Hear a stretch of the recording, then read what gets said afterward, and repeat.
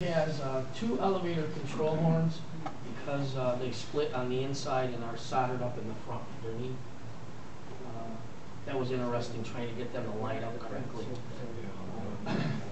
The only drawback that I've had with it so far is these little struts, when you put them in, they use a very inexpensive, and I'm saying that with a grain of salt. But as soon as you put the machine screw through the hole, okay, it breaks the plastic off. So I re-epoxied everything and then drilled holes. And if that doesn't work, then I've got to re-slice the supports here and then put some new steel pieces in. It uses a 3200 milliamp battery, and it's the wings are supposed to come off.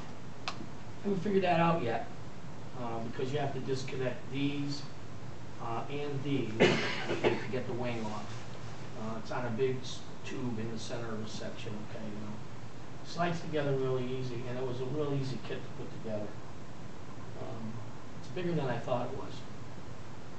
So it should be a pretty cool airplane once I get it up in the air. How many cells on the motor? 4 cells? It's a no, it's a 3-cell, 3200 milliamp. I suppose you could put a 4-cell in it, but then it would be overpowered and it really wouldn't fly like it should fly. This is a nice flyer. How big of an ESC, Bob? It's 40 amps. How long a flight time do you get out of it? I'm guessing about 6-7 minutes at the most. So you haven't flown? I have not flown it yet. No. Are the struts functional? What's that? Are the struts functional? I don't believe they are, but they could be. It doesn't tell you that in the instructions.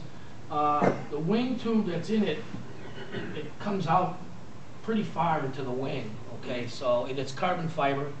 Is there any other mechanical attachments holding the wing to the fuselage? There's a pin at the back. Okay.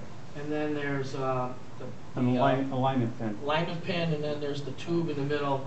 And then if you look on the bottom, there's a screw that goes through each tube to hold the wing in the tube.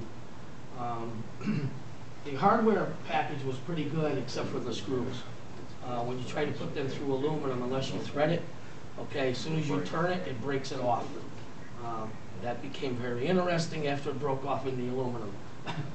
So luckily I didn't have to take that one out. I used that one and I just drilled a new hole and tapped the new machine screw in. So it's pretty nice.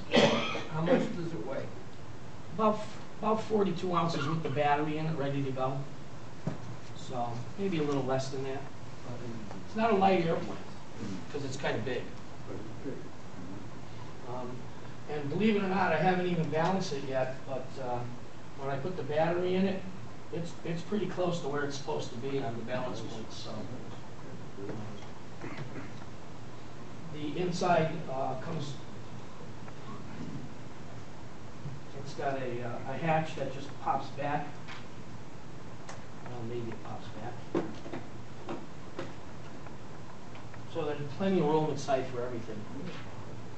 It was interesting getting the receiver in there because most of the servo leads are fairly short today, and you have to use extensions to make everything work. So first started off with a 6-inch extension, and that was kind of short. So then I went to 9-inch extensions, okay, and that made it just long enough so I could get the receiver and the aileron controls all underneath everything. So receivers on this side, electronic speed controls on this side, and I have to cut a hole in the back because they didn't provide any air access out.